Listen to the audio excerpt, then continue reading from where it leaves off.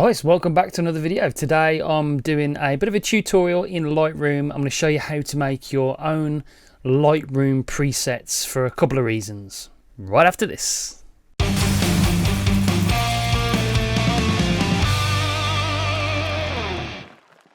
So there's a couple of reasons why making your own presets is really handy. The one reason is that I generally use the same sort of settings for my photo on a daily basis. So I've got this similar sort of style that I use for my Instagram photos, and it's a good starting point for me for editing every single photo. So instead of actually going through every setting and doing it manually every time, I've got my own preset. I've created my own Lightroom presets that I can apply to every photo that I put into Lightroom, and it just adjusts it in a similar way every single time. The second reason is that you can actually, if you've got a good catalogue of presets you've created for different kind of scenes, for sunset scenes, for black and white, for punchy teal and orange scenes, then you can actually sell them online. There's creators out there and people with not many subscribers that actually make a good living or a good chunk of change every month from selling the presets online, because there's always people out there looking for good presets to use on their photos. The same with LUTs for video footage. You can do the same. It's the same process more or less than creating your own presets in Lightroom. So quickly, let's jump into Lightroom. I'll show you exactly how I make my own presets and what presets I've made already for general photos that I do on a daily basis. So let's jump over to Lightroom straight away. Right, here we are in Lightroom, and this is how you create your own presets. It's really easy. On the left hand side is your presets of some I've bought, and these two I have created already. This is a photo from Amsterdam I took last year when I was over there for my brother's stag do. And the two I've created are like a film grain faded sort of style. This one here, which everything's a little bit darker, not as vibrant. I've got a bit of grain added to it, a bit of a vignette as well. Kind of a moody kind of style.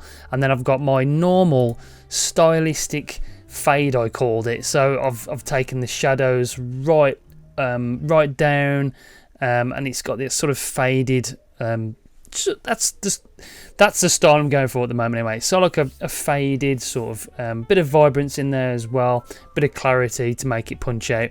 But yeah, that is one I use for my basis of most of my photos.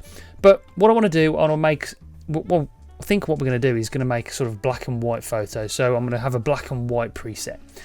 Right, so this is a photo as it came out of the camera, more or less. So what I'm going to do, I'm going to add my stylistic fade to this photo, and we're going to start off as that's going to be the basis for the photo. All my photos, that is the basis. Then we're going to come over to Adobe Color, and we're going to change this to Adobe Monochrome as a good starter. So as we can see, it's changed it to black and white. We're gonna mess around, and you're gonna just do it so how you like it. Bring the shadows just down a little bit, and then I'm gonna create sort of a S curve. We've got that fade in there already. We don't go too far with the shadows because it goes like that. But what we're gonna do is just do that, and then bring the shadows up. Not too much, a bit like that. See what the clarity does. The clarity adds that kind of punchiness in the whites there. So I don't want to do that too much. We'll add about 30 clarity, add a bit of texture. And I want a bit of grain on this to make it look a bit oldie-woldy. So we're going to go down to effects. The grain's there. It's on 5 at the moment. If we take it up, you can see what it does. Not a lot there, actually. Up the size a little bit of the grain. Actually, we'll drop it. I don't want it too big. About 4 or 5. Yeah, add a bit of grain to it. And then we'll go to the lens correction's done. Reduce the noise just a little tad. You can zoom in to see everything's when you're doing the noise, and it changes it. Don't want it too soft though, that's the thing. Right, so that is the edit done, and what you want to do is come over to develop, press new preset, or you can press Ctrl-Shift-N, but I'm going to press there, and then under here you want to select the destination for your preset. I want to save it in my Zanderround Lightroom preset pack. Then we're going to call this ZR Monochrome, just like so. and then it's got all the settings that you've saved there. You can delete settings if you want to, or add settings there, but we're going to keep it as it is. And then we're going to press create, and then over here on the left hand side you've got Zandervan Lightroom presets, and we've got our monochrome setting there. So we can try that on a different photo. If we go to this one of the church bell, we could do with getting rid of that, but you can, if you just hover over the actual presets on the left hand side, it gives you the preview of what it looked like. That's my basis. How good does that look with the little bit of too much vignetting, but it gives it that nice faded look. I love that style. But that is the monochrome. We click on the monochrome and it adds all those settings on the right hand side here to make it a monochrome photo with your ZR preset. So that is it.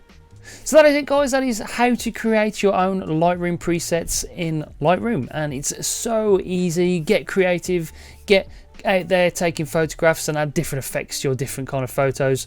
It's so much fun, and then when you've got that basis of different styles and presets, you can add it all to all your different photographs and have loads of fun posting them on Instagram. Go and follow me on Instagram. It's Xander_round, and let me know, tag me in your photos, and let me see all your creations if you're using your own presets, and let me know how you get on. So I hope this helped, guys. Until the next one, take it easy. I'll see you soon.